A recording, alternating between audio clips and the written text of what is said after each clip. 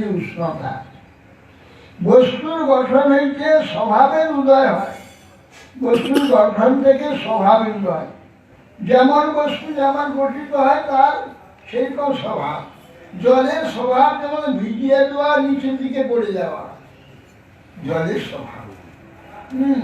ঠিক সেই রকম বস্তু তার নিত্য একটা স্বভাব সৃষ্টি হয়েছে। কৃষ্ণের ইচ্ছায় যখন কোনো বস্তু গঠিত হয় তখন সেই গঠনের নিত্য সহচরূপে একটি স্বভাব হয়, যেমন জলের স্বভাব নিম্নগামী। সেই স্বভাবই সেই বস্তুর নিত্য ধর্ম, সেটি তার নিত্য ধর্ম। পরে যখন কোনো ঘটনাবশত বা অন্য বস্তুর সঙ্গে সেই বস্তুর কোনো বিকার হয় তখন তার স্বভাব বিকৃত হয় বা পরিবর্তিত হয়।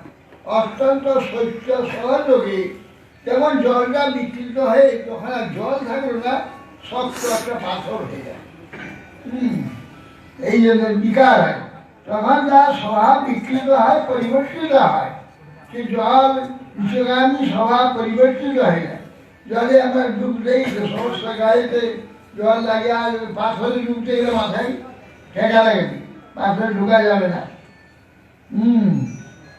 কোনো ঘটনা বস্তু অন্য বস্তুর সঙ্গে সেটা বিকার হয়, তখন তার স্বভাব বিকৃত হয়, পরিবর্তিত হয়। পরিবর্তিত স্বভাব কিছুদিনের দৃঢ় হলে নিত্য স্বভাবের ন্যায় সঙ্গী হয়ে পড়ে। পরিবর্তিত যে স্বভাবটা কিছুদিন থাকলে সে যেন নিসর্গ হয়ে যায়, তার স্বভাব হয়ে যায়। পরিবর্তিত স্বভাব যেমন, কে কথা বলে এখানে ফোন করার সময় না, ফোন করে হবে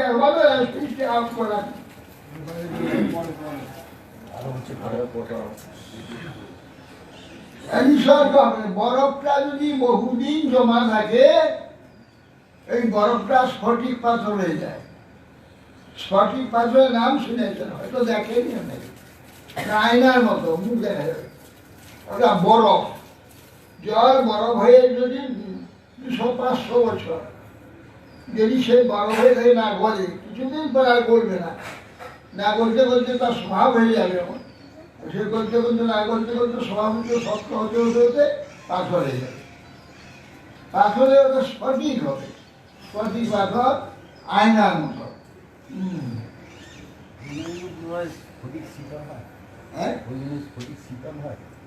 শীতল তো হবে, ঠান্ডা ঠান্ডা তো বরফ তো।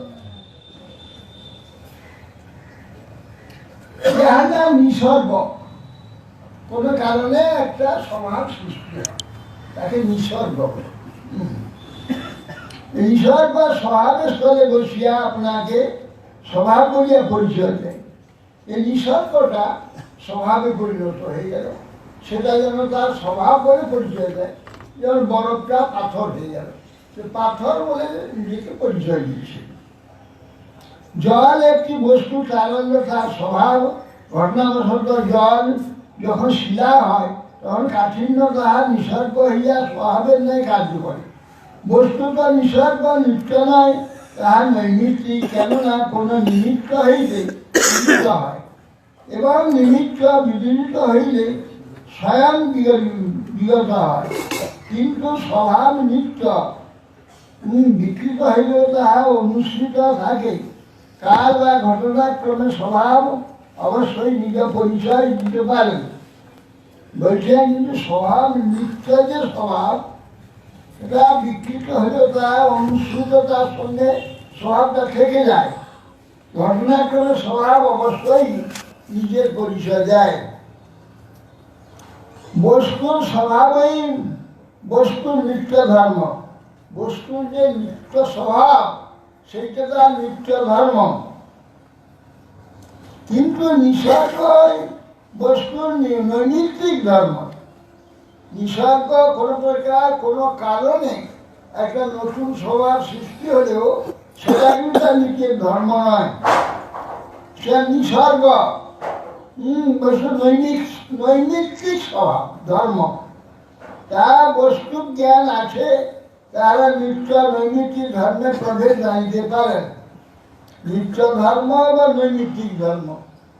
আর নৈমিত্তিক ধর্ম নাকি জলটা খুব ঠান্ডা পড়লে বরফ হয়ে গেল। বরফটা তার স্বভাব নিত্য ধর্ম নয়, তার নিত্য ধর্ম জল হয়ে থাকা, তরল হয়ে থাকা। আর বরফটা যখন হয়ে গেল ওটা এবারে নৈমিত্তিক ধর্ম, ওটা তার ধর্ম নয়। ওই সত্য পাঠ্য বলে আছে, কিন্তু আবার গরম পেলে ও বলে আবার জল হয়ে যাবে।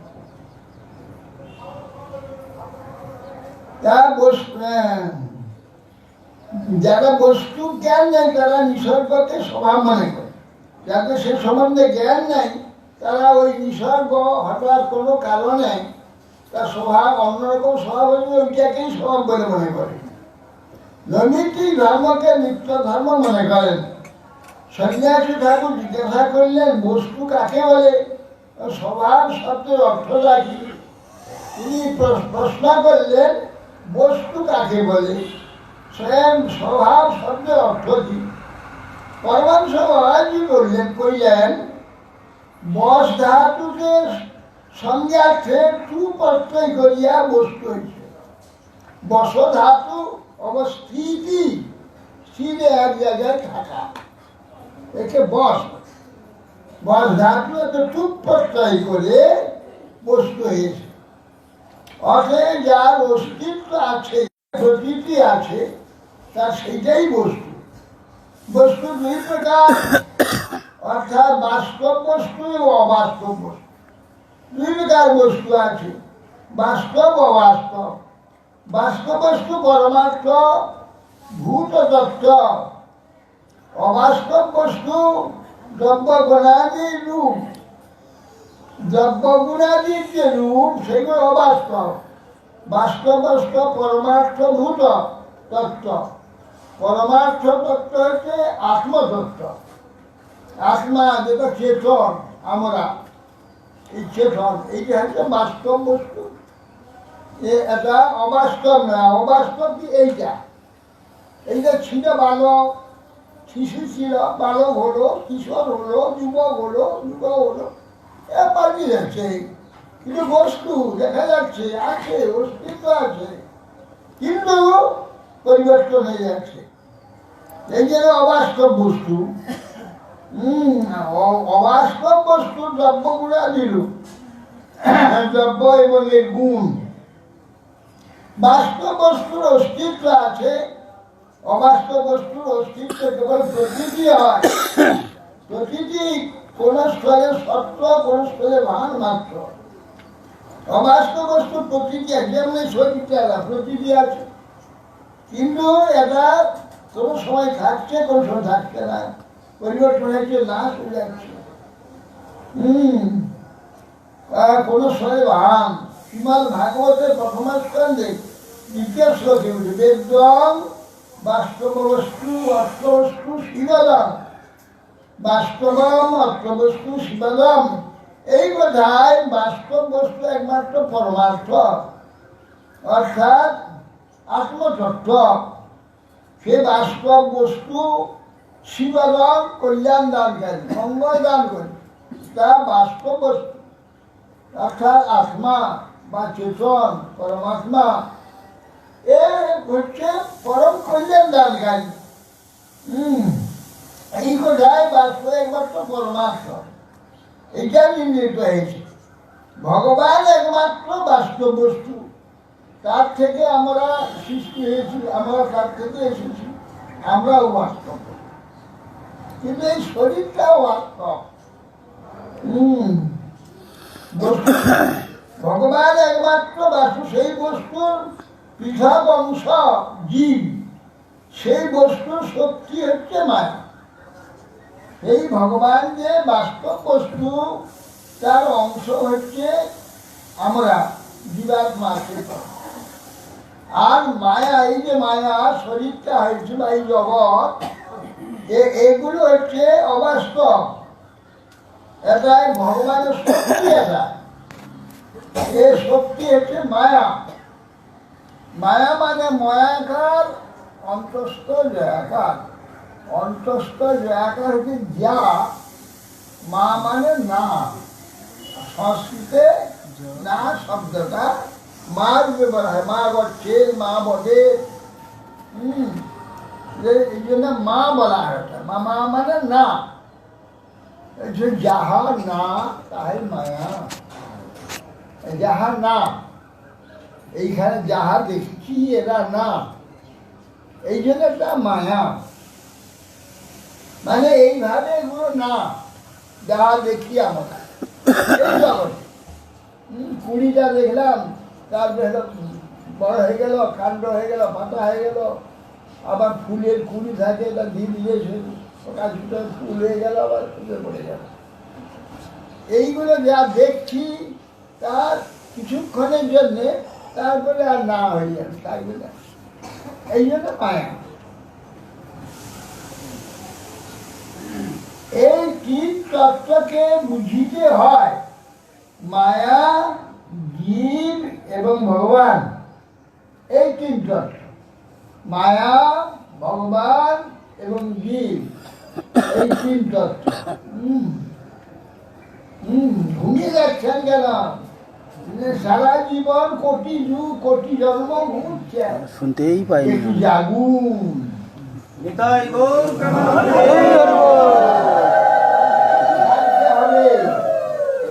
জাগার দেশে যেতে হবে। আমি জাগ্রত, আমি নির্দিষ্ট নয়, এইটা নির্দিষ্ট। এই যে গাছপালা, এই সমস্ত পাথর কাঠ মাটি, এ নির্দিষ্ট, চিরা নির্দিষ্ট হয়ে পড়ে, নাড়ালে নড়ে, নাড়ালে পড়ে যায়। আমি চেতন, আমি জাগ্রত, যে আমাকে জাগতে হবে। এই জড়েতে আমি জড়ভাবে ঘুমিয়ে থাকলে হবে না। এই জন্য শাস্ত্র উৎকৃষ্টত জাগ্রত প্রাপ্য বরান নিবোধত ক্ষুরস্ব ধারা নিশিতা দূরত্বয়া দুর্গম পথস্তৎকবয় গন্ধি। এই জন্যে শাস্ত্র বলছে, ওঠো ওঠো, জাগো, উৎকৃষ্টত জাগো। প্রাপ্য বরান, তোমার কি দরকার আছে সেইটা শ্রেষ্ঠ ব্যক্তির কাছে গিয়ে জেনে নাও। কেন? ক্ষুরস্ব ধারা নিশিতা দূরত্বয়া। এই যে ধর্ম, ধর্মের পথটা, ধর্মটা হচ্ছে খুরের ধারের নেয়। খুরের ধার জানেন তো, এই দাড়ি কামায়, একটু যদি অসাবধান হয় ক্যাচ করে খেতে যাবে। হ্যাঁ, এই জন্য খুরের ধার, ধর্মটা খুরের ধার। যদি একটুকু কেন না, এটা তো চেতন, চেতন সম্বন্ধীয়। আর আমাদের জড় চারদিকে ঘিরে রেখে দিয়েছে। আমি কথা বলছি, যে জিহাদে কথা বলছি, ওটাও জড়, সব জড়, জড় ঘিরে রেখে দিয়েছে। এই জন্যে এই তিনটি তত্ত্বকে বুঝবার জন্য অতি সাবধান হতে হবে। কিন্তু আমরা সাবধান নই।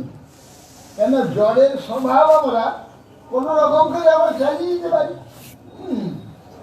হ্যাঁ, সিদ্ধ অন্ন খেয়ে দিতে পারি, চালকে চিবিয়ে খেয়ে দিতে পারি, আবার সুসিদ্ধ ভাত রান্না করে খেতে পারি, চালিয়ে দিতে পারি। আমার সব এই চালিয়ে দেওয়া স্বভাব হয়ে গেছে আমাদের। আর আমরা ধর্মের বেলাতে গিয়ে ওটা চালিয়ে দিতে চাই। ওই চালিয়ে দিতে গিয়ে কেটে পড়ে যাবে, কেটে পড়ে যাবে, যেতে পারবে না। আগে একটা রেকর্ডে গান হতো যে মধুর মধুর বংশী বাজে কথা কোন কদম তলেতে, পথের মাঝে পথ হারালাম ব্রজে চলিতে, কোন মহাজন পারি বলি। যে বৃন্দাবনে যাচ্ছে, মধুর মধুর বংশী বাজে কথা কোন কদম তলে, বৃন্দাবনে। কিন্তু পথের মাঝে পথ হারালাম, ওই রাস্তায় পথে যেতে যেতে পথ হারিয়ে গেছে, রাস্তায় আছে। আমরা বৈষ্ণব হই, আমরা তিলমালা ধারণ করি, আমরা হরিনাম করে, ধারণের কথা বলবেন না, এইসব করি। কিন্তু ভীতি ভীতি সব জড় হয়ে গেছে। চেতনের দিকে অগ্রসর না হয়ে ওই জড়ের দিকে চলে গেছে। ওই জড়ভাব সব জড়ের দিকে আমাদের চিত্ত চলে যায়। খুঁজেন নাই ধার ওই চেতন বলে আমরা সেটাকে জড় করে দিচ্ছি। জড়ের চেতন হচ্ছে মহাপ্রসাদ। আমরা সেই মহাপ্রসাদকে ভাগ ডাল করে নিচ্ছি। বিগ্রহ হচ্ছে চিন্ময় মূর্তি, ভাবের উপরে সে বিগ্রহকে আমরা কাঠ পাথর বিচার করছি। এই শাস্ত্রাঙ্গে প্রণাম করছি, মিষ্টি এনেছি ভোগ হবে। এই কি জয়পুর থেকে পাঠানো না হয়েছে না? জয়পুরের এ কৃষ্ণকে করতে পাথর রাধারানী শেষ পাথর না, ভোগ দেবে শাস্ত্রাঙ্গে প্রণাম করছে। দেখুন খুরের ধারটা কোথায়, একে বলে খুরের ধার। ভোগ দিলে ভগবান বলে এসেছে, শাস্ত্রাঙ্গে প্রণাম করছে ভগবান বলে। আবার বলছে জয়পুরে কষ্টি পাথরের কৃষ্ণ না, যে পাথরকে ভোগ লাগাতে এসেছে, পাথরকে ভোগ লাগাতে বলে এইখানে ফুলের ধার। ওখানে পাথর দেখেও পাথর দেখতে হবে, জড় দেখেও জড় দেখতে হবে না। চেতন সাক্ষাৎ ভগবান, তার সঙ্গে সেটুক ব্যবহার করতে হবে। তাহলে ভগবান কেউ চেঁচিয়ে কথা বলছে,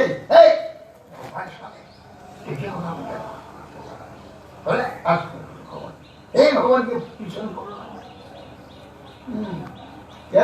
এইভাবে ভগবত ভাবটাকে প্রবল করতে হবে। ভগবানের সামনে যে শিষ্টাচার সাধারণ জীবন্ত ব্যক্তিদের সামনে, বড় বড় পদবীধারী প্রধানমন্ত্রী, মুখ্যমন্ত্রী, যেমন শিষ্টাচার আমরা মেনে চলি, শিষ্টাচার অনুযায়ী চলি, কথা বলি, সব কিছু ঠিক সেই প্রকার বিগ্রহের কাছে, ভগবানের কাছে ওই রকম শিষ্টাচার পালন করতে হবে। এবং ভগবানের ঠিক সময় ভোগ দেওয়া, যা যা প্রত্যেক দিন ভোগ দেওয়া হয় প্রতিদিন সেটা দিতে হবে। আজকে যেমন ইচ্ছা হলো যেমন পেলাম, আজকে দিলাম, কালকে যেমন ইচ্ছা তেমন দিলাম, ভগবান হলো না, ওটা আমার ইচ্ছা। আমার ইচ্ছা হলো ভগবানের ইচ্ছা, ভগবানের মরে পড়ি যেখান থেকে হোক ভগবানের সেবা এই দিতে হবে। অতএব সেই জন্যে আমাদের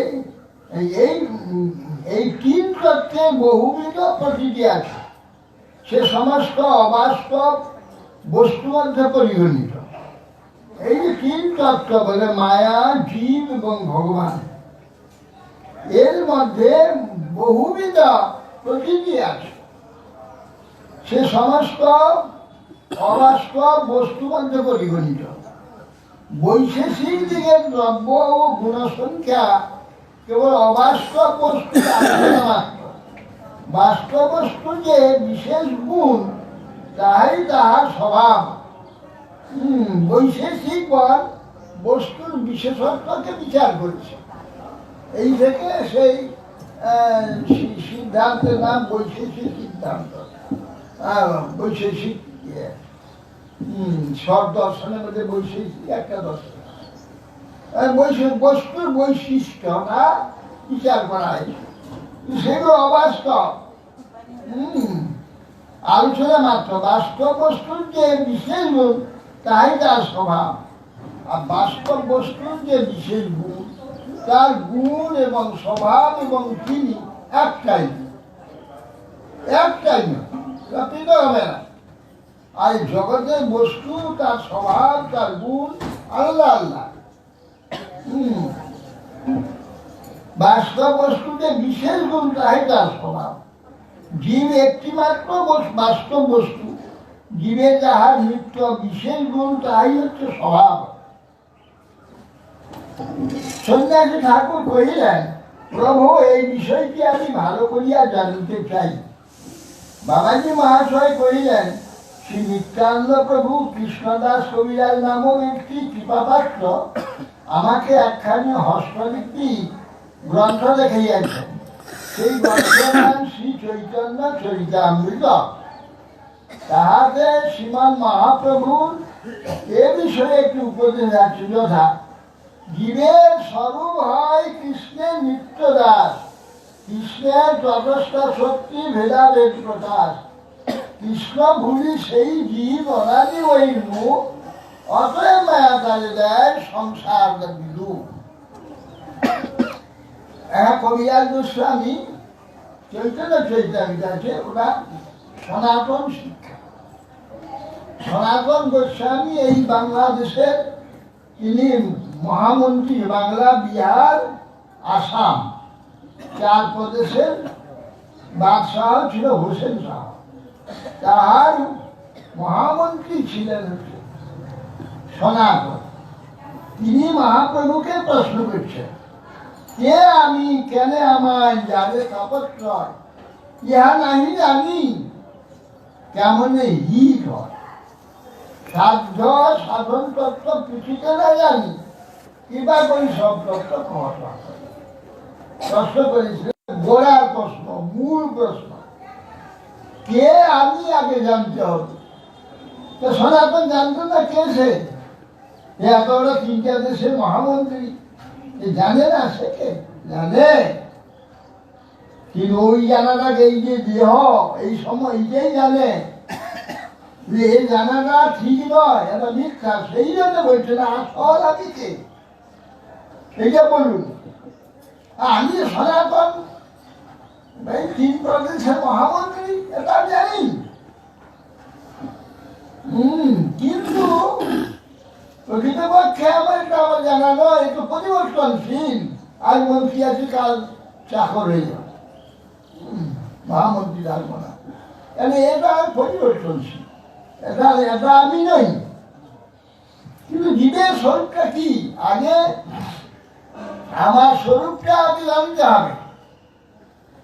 আমার স্বরূপটা জেনে জানলে তাহলে আমার প্রয়োজনটা ঠিক হবে।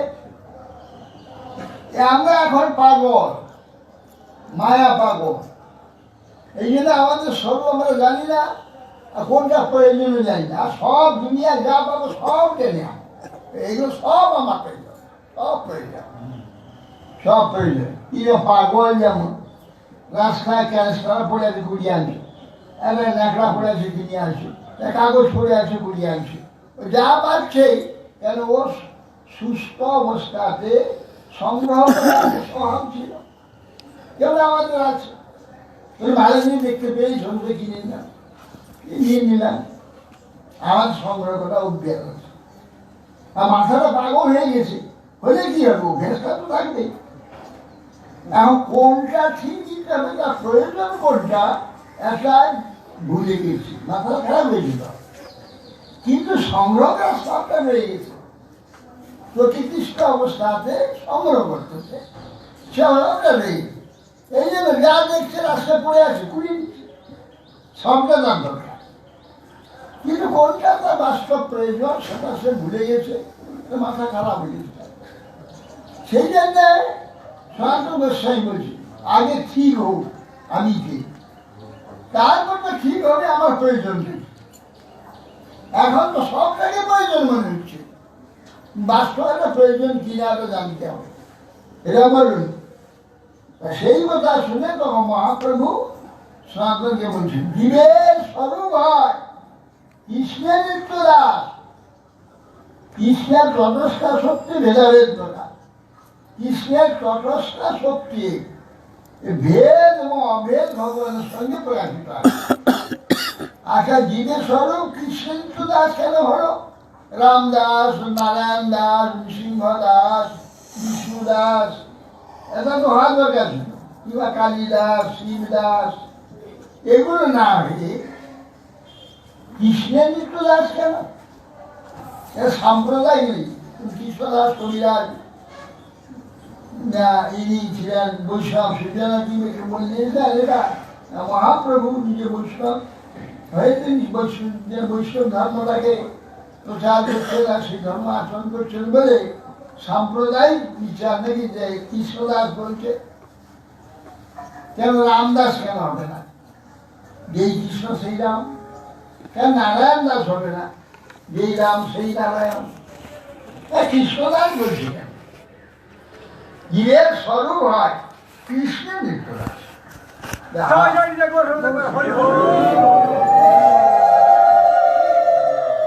কেন কৃষ্ণদাস বলছেন? জীবের স্বরূপ সে অনেকের আরাধনা করতে পারে, তার স্বরূপটা কি? তার স্বরূপের আরাধনাটাই কৃষ্ণই। আমরা যে জীব, আমাদের স্বরূপের আরাধনাটা একমাত্র কৃষ্ণ হবে। অনেক কেন হবে না? আমার যা প্রয়োজন, আমি যা যা আমার যোগ্যতা আছে, একমাত্র কৃষ্ণ দিতে পারেন, আর কোনো অবদান দিতে পারবেন না। কেন না? কৃষ্ণ ষোলকলায় পরিপূর্ণ। আর আমাদের যে 12টা রস আছে, শান্ত দাস্য সক্ষ বাৎসল্য মধু, যে 5টা স্থায়ী রস, হাস্যবীর অদ্ভুত করুণ রৌদ্র ভয়ানক বিভৎস, একটা গৌণ 7টা রস। এই যে 7টা 5টা 12টা রস, এটা আমার আত্মা, জীবাত্মার স্বরূপের জন্মাটা। এইটা রস আমাদের মধ্যে আছে। যিনি এই সমস্ত 12টা রসের সেবা দিতে পারবেন, তিনি তো আমার প্রভু হবেন। যদি দিতে পারবেন না, তিনি কি করে প্রভু হবেন? তার দাস আমি কি করে হব? একজন এমএ পাস করেছি, তাকে যদি বলা হয় যে তুমি প্রাইমারি স্কুলে ছেলেদের পড়াও, তাহলে তার যোগ্যতা অনুযায়ী তাকে কি কাজ দেওয়া হলো? এমএ পাস করেছে, সে প্রফেসর হবে, সে কলেজেতে ইউনিভার্সিটিতে গিয়ে সেখানে পড়াবে। তাই বলা হয় যে পাঠশালা প্রথম প্রাথমিক ছেলেদের ও আদি শেখাও। এখন তার যোগ্যতা অনুযায়ী তার কাজ দেওয়া হলো। তিনি আমাদের 12টা রসের অধিকার আছে, কেন আমাদের মধ্যে 12টা রস আছে। সেই 12টা রসের সেবা দিতে হবে।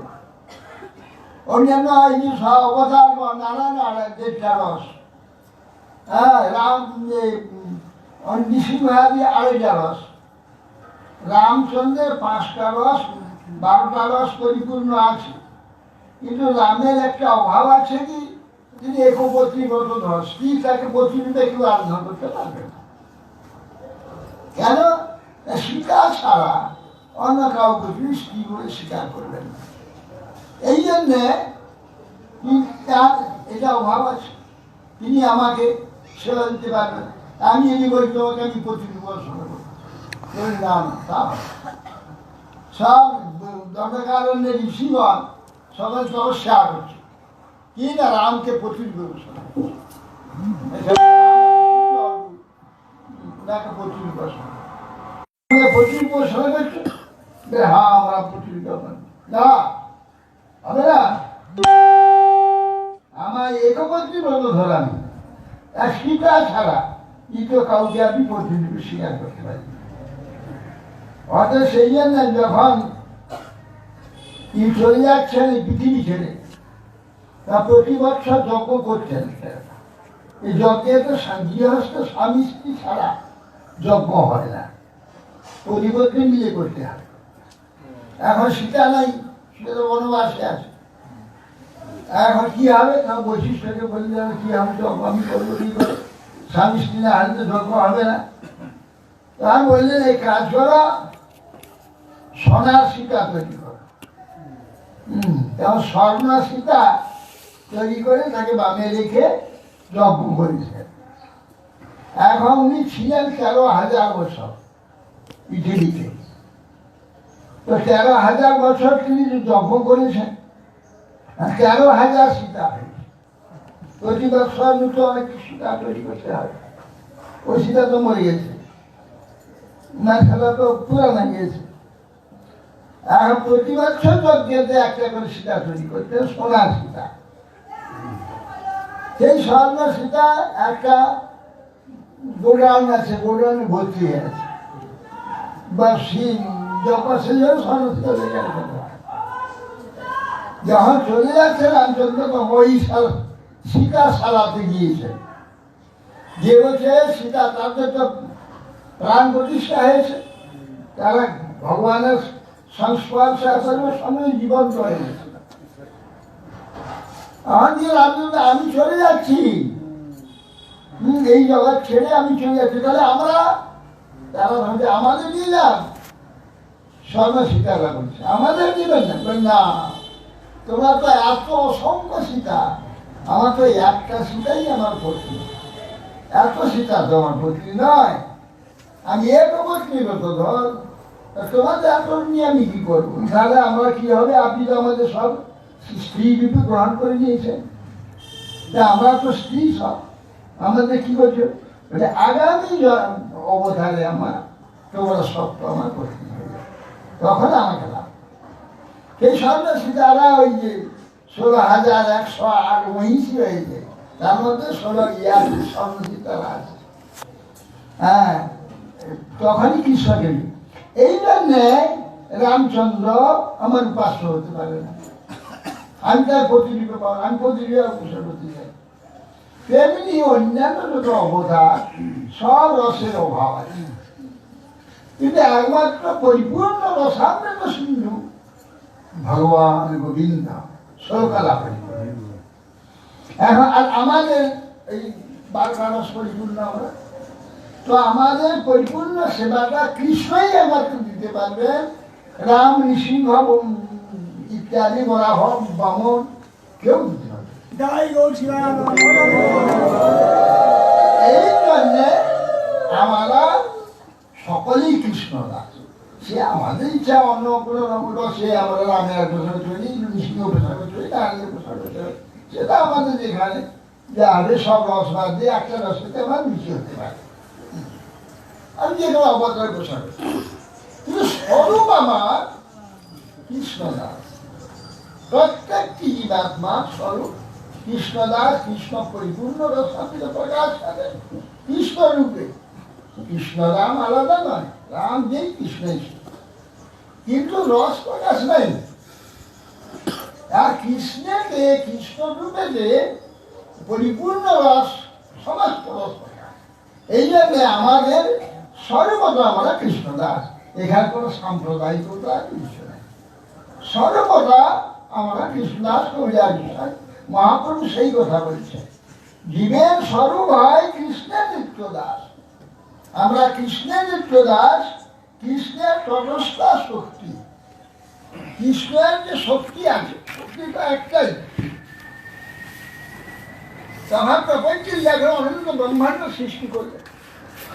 ব্রহ্মাণ্ড সৃষ্টি করবার জন্যে তিনি প্রথমে তার শক্তিকে বললেন তোমরা 3 ভাগ হয়ে যাও, একটাই তো শক্তি ভগবান, বললেন তো 3 ভাগ হয়ে যাও, একটা জড়াশক্তি মায়া হয়ে যাও, একটা চিৎ থেকে যাও, আর একটা উভয় হয়ে যাও, জড়েতেও যেতে পারবে আবার চেতনে যেতে পারবে, সেটা তটস্থ।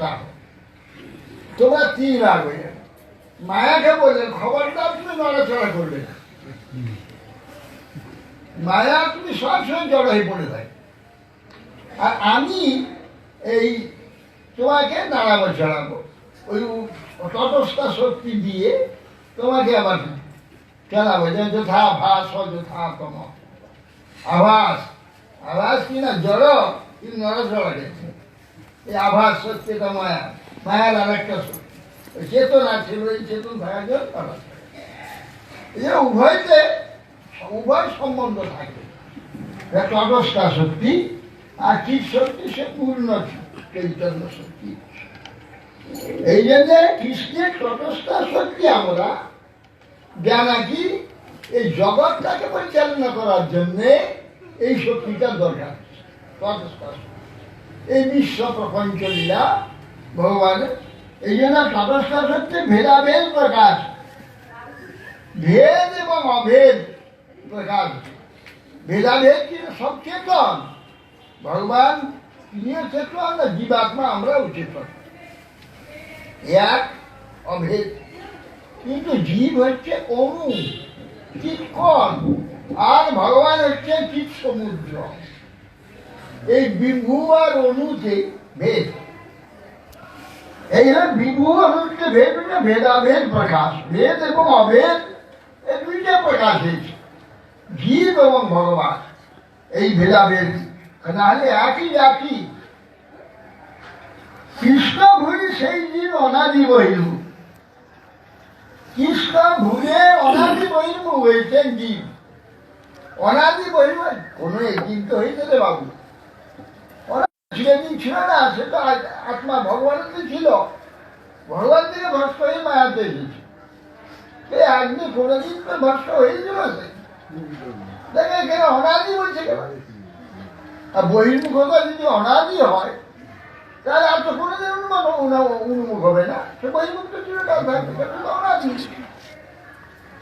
তাকে উন্মুখ হতে বলছে কেন? কেন শাস্ত্র বলছে কেন, মহাজন্ম বলছে কেন, উন্মুখ হতে বলছে কেন? সে তো অনাদি বহির্মুখ। অনাদি বহির্মুখ এই জন্যে বলছে আমাদের তো আদি নেই, আমরা তো নিত্য নিত্য আমরা, কিন্তু বহির্মুখ এসে আপাতত অস্বাভাবিক ভাবে দই মিশে আমাকে ঢাকিয়ে দিয়েছে। কিন্তু আমি নিত্যই আছি, আমি মুক্তই আছি, বন্দিও হয়নি বা জড় হয়ে যায়নি, কিন্তু জড় আমাকে, জড় ভাব আমাকে আবৃত করেছে, কিন্তু আমি জড় হয়ে যাইনি। এই যে বলছেন নিত্য, কিন্তু এখন বহির্মুখ দেখা যাচ্ছে, এই জন্য নিত্য বহির্মুখ। নিত্য বহির্মুখ বা অনাদি বহির্মুখ, অনাদি এখন আছে, তার আদি নেই, নিত্য, এখন বহির্মুখ দেখা যাচ্ছে, ভগবানকে বাদ দিয়ে অন্যমুখী হয়েছে। এই জন্যে কৃষ্ণ ভুলি, তাহলে কৃষ্ণকে আগে জানতো না, জানলে ভুলল কি করে? যদি ভুলে যায় তা আবার জানিয়ে দিলি আবার ভুলে যাবে না। তাহলে এখানে কৃষ্ণ ভুলি সেই জন্য রাজি হয়েছে, কৃষ্ণকে আগে জানতো সে, পরে ভুলছে সে। এটা কি করে হয়? চিৎকন জীব সে মায়াতে আকৃষ্ট হলো, কারণ সমুদ্র থেকে আকৃষ্ট হয়ে, আকৃষ্ট হয়ে মায়াকে নিয়ে প্রথমে একটা শরীরটাকে দিয়ে দিল, কি পাথর, প্রথমে পাথর শরীর, তারপরে বৃক্ষ, তারপরে কৃমিকি, তারপরে পশু পক্ষী, তারপরে মনুষ্য, এই করতে করতে সেই 84 লক্ষ জন, 80 লক্ষ জনই পার হয়ে 84 লক্ষ জনই পরে মনুষ্য জন্ম হয়েছে। এই মনুষ্য আবার 4 লক্ষ রকমের, এখনো মনুষ্য আগে দেখুন লঙ্কা হয়ে আছে, আন্দামান দিতে বা বহু জায়গা সারা পৃথিবীতে বহু উলঙ্গ মানুষে করার জন্য প্রচুর নেই জীবনযাপন করে। এইভাবে সিরিয়াল আসছে, উঠতে উঠতে যখন জ্ঞান বিজ্ঞান জন্মেছে, মানুষ চলে এলো, যেমন আমরা এসেছি, জ্ঞান বিজ্ঞান জন্মেছে আসার পরে, তখন সে ভগবানকে জানলো, ভগবান একজন আছেন, ঈশ্বর একজন আছেন, তিনি আমাদের স্রষ্টা, তার আরাধনা করা উচিত। তথস্থার কার্যটা এখন হলো, এখন সে কৃষ্ণকে জানলো, জেনেও এত জন্ম এই মায়া ভোগ করতে করতে এমন তার আস্বাদ লেগে গিয়েছে, আর কিছুতে ওকে ছাড়তে পারছে না। ও জানছে যে কৃষ্ণ আমাদের আরাধ্য, তার আরাধনা করতে হবে, আমি চেতন, ভগবান চৈতন্য, আর এটা জড়জগৎ, জানছে সব, শুনছেও, তথাপি জড়ের প্রতি যে আসক্তি ছাড়তে পারছে না, না পেরে এটা জেনেও তখন এই দিকে ঘুরলো। যখন সিরিয়ালে সে উঠতে উঠতে 80 লক্ষ জন্ম পার হয়ে 4 লক্ষ জন্ম উঠতে উঠতে যখন জ্ঞান বিজ্ঞান জন্মে এসেও যখন সে জানলো, তখন অবস্থা ভাব ওই দিকে যাবো না এদিকে যাবো, জেনে যখন জেনেও এই দিকেই গেল, তখন সংসার আরম্ভ হলো, প্রারব্ধ সৃষ্টি হলো, তার থেকে এই কাল বলে কবু স্বর্গে উঠায়, কবু নরকে ধোয়ায়, দ্বন্দ্বজনে রাজা যায় নদীতে চুবায়, কবু স্বর্গে কবু মর্তে নরকে বা কবু, কবু দেব কবু দ্বিজ কবু দাস প্রভু। এইভাবে সেই রূপে সংসার ভূমিতে কোন জন সাধু সঙ্গে নিজ তত্ত্ব অবগত হয়, সংসার না চায় কেন না ভরিনু মায়া করে, হায় হায়। এই হইল কৃষ্ণ ভুলি অনাদি বহির্মুখ। ওখানে চিৎকন যেখানে আসছে, কিন্তু প্রথম পাথর জন্য হয়ে তখন তো কোনো কিছুই নাই, চিতে একটা চিৎকন আমি বীজ সরিয়েছি, এখন গাছ হয়ে সেখান থেকে যাওয়ার কোনো প্রশ্ন নেই। এখানে এসে প্রকৃত তটস্থার কাজ হলো। এই জন্যে বলছে কৃষ্ণ ভরি সেই জীব অনাদি বহির্মুখ অতএব মায়া তালে দেয় সংসার। সে অনাদি বহির্মুখ হয়ে সে আর কৃষ্ণকে ভজনা করছে না, মায়াকে বলছে। এতদিন মায়া কি ছিল? একজন মায়া ছিল জননী। কেননা আমাকে বলে পিঠে করে, হ্যাঁ, প্রতি জন্মে থেকে একটা ধাক্কা দিয়ে আমার চেতন জন্মেছে। হ্যাঁ, সেই পাথর জন্ম থেকে শুরু হয়েছে, চেতনটাকে বিকাশ করছে। হ্যাঁ, প্রথমে আচ্ছাদিত চেতন, তারপরে সংকুচিত চেতন, তারপরে হচ্ছে মুকুলিত চেতন, তারপরে বিকশিত চেতন, তাহলে পূর্ণ বিকশিত চেতন এখানে। হ্যাঁ, অতএব সেই জন্যে এখন তো আমাদের ভগবানের উপাসনা এখন করছি না, না করলে ওই মায়া ভোগ করার জন্য ওই দিকে যাচ্ছি। অকর্ম ফল প্রারব্ধ সৃষ্টি হয়ে গেল, ওই আবার সেই ব্রহ্মাণ্ড ভূমিতে কোনো ভাগ্যবান জীব গুরু কৃষ্ণ প্রসাদে পায় ভক্তিরতা। তাহলে এইভাবে অসংখ্য আবার সেই বৃক্ষজনী হয়ে যাচ্ছে। হ্যাঁ, যমুনার জন্য বৃক্ষ হলো, বৃক্ষজনী হয়ে যাচ্ছে। বৃক্ষজনী থেকে আবার পশু পক্ষী কীট পতঙ্গ কত আর যাচ্ছি, আর কত হাজার বার এই জন্ম হচ্ছে, আবার মানুষ হচ্ছে, আবার ওইদিকে যাচ্ছি, আবার কখন উঠে আসছি, আবার কখন নেমে চলে যাচ্ছে। এইভাবে হ্যাঁ সংসার ভ্রমিত। তো সংসার ভ্রমিত কোন ভাগ্যে কেহ চলে? নদীর প্রবাহিত এই সংসার ভ্রমণ করতে করতে কোনো ভাগ্যে চলে যায়, বড় কঠিন। সৎসঙ্গ হওয়া যেমন কোটি জন্মের স্বীকৃতি থাকলে তবে সৎসঙ্গ হয়, আর সৎসঙ্গে এসেও সে সৎসঙ্গে সব শুনেও সেই মায়ের দিকে যায়, ভগবান দিকে যেতে চায় না, বড় কঠিন। সেই জন্যে বলছেন যে ওই ধর্মস্ব তত্ত্ব না ক্ষুরস্ব ধারা সীতা এটা যে কত ধারালো, দেখুন সে খুনের ধারা বলছে। তো উপনিষদের খুর ধার বলল, তা খুনের পরে কি কোনো ধার আছে? খুনের পরে কোনো ধার, কোন রকম একটু আসলেই তো সুন্দর শিখেছে। যাতে সুন্দর চুলগুলোকে আমরা কামিয়ে দিই, আমাদের চামড়ায় কিছুই লাগে না, সুন্দর করে অত খুরের ধার বলে বলছে নিশিতা, খুর ধার বলে সন্তোষ হচ্ছে না, নিশিতা মানে অত্যন্ত ধার আছে, সেটা বলেও শান্তি হচ্ছে না। দূরত্ব, আমার দূরত্ব কতগুলো দিয়েছে। হ্যাঁ, ধর্মস্ব তত্ত্ব নিশিতা, আবার দূরত্বয়া, অতি দূর অতিক্রমণীয়া, অতি কষ্ট অতিক্রম করা যায়। এই ধর্মের পথ এত সূক্ষ্ম যে কোন মুহূর্তে দেখে চলে গেছে, আমি ধর্ম এটা কেটে গিয়েছে, আমি ধর্মের রাস্তা থেকে সরে এসেছি, আমি জানতে পারি। মৃত্যু পর্যন্ত জানতে পারবে না যে আমার ধর্ম পথে ঠিক ধর্ম করছি, নিয়মিত আমি হরিনাম করি, নিয়মিত সব পাঠ করি, নিয়মিত আমি পূজা করি, সব করে যাচ্ছি, কিন্তু একটু ভিতরে ভিতরে কোনো একটা বিষয়ের প্রতি আকর্ষণ থাকে,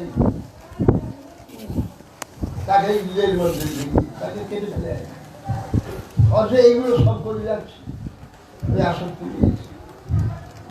এই ধরনের নানা প্রকার সূক্ষ্ম সূক্ষ্ম রয়ে যায়। অতএব মায়া তালে দেয় সংসার। এই কারণে মায়া আমাদের সংসার, সংসার মানে সম্পূর্ণ শ্রী ধাতু, শ্রীমান দন্ত সহি, শ্রী মানে স্মরণে গতিশীলতা, এই গতিশীলতার সংসার এ আমরা ভোগ করছি জন্ম থেকে মৃত্যু, মৃত্যু থেকে জন্ম। এই জন্যে অতএব মায়া তালে এই সংসার দুঃখ দিচ্ছে।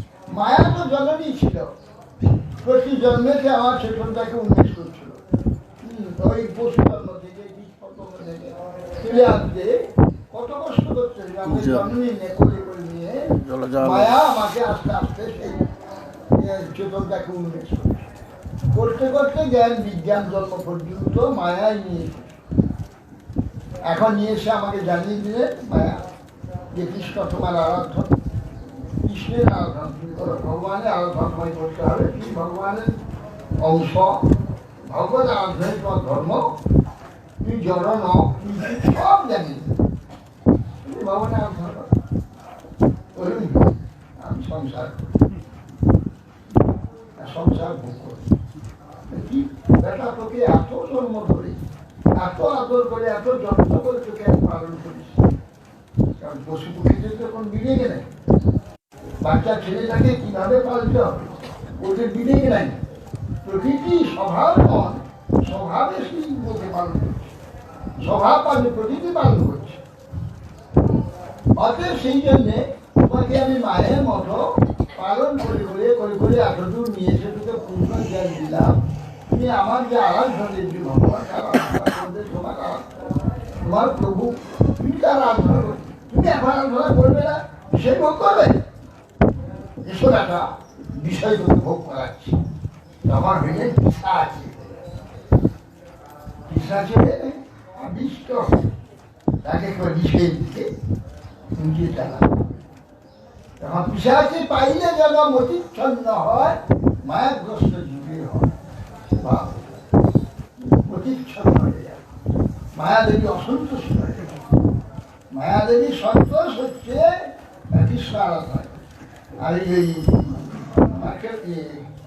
স্কন্দন ঘটেছিলাম, সেখানে এক জায়গায় দেবী বলছেন, বলে আমার ভক্ত কারা জানো, আমার প্রকৃত ভক্ত বৈষ্ণব, আর যারা আমাকে মা মা বলে দিন দিন শেখাচ্ছে আমার ভক্ত নয়, এরা মা স্বার্থবাদী, খালি মা মা বলে যারা মা দেহ যেদিকে সুন্দরম যুদ্ধে জয়ন্তী বাবুনাশিনী রূপং দেহি জয়ং দেহি দিশো দহি দিশো দহি বিদেহি দেহি কল্যাণ বিদেহি পরমুচ্চ করি রূপং দেহি জয়ং দেহি দিশো দহি নিজ দহি, দুইবার জয় দাও, ডবল জয় দাও, দশটা একটা জয় নয়, ডবল জয়।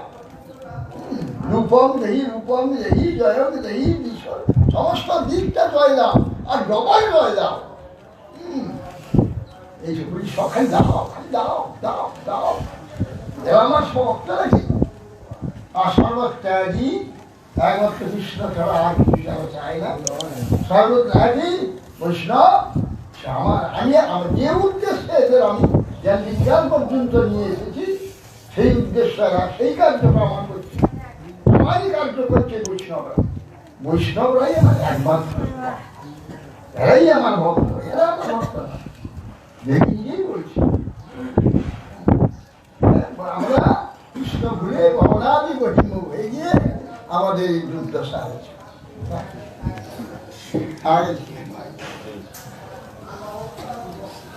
বাবা দেহি দেহি বলবো না বাবা, যা হচ্ছে বাবা।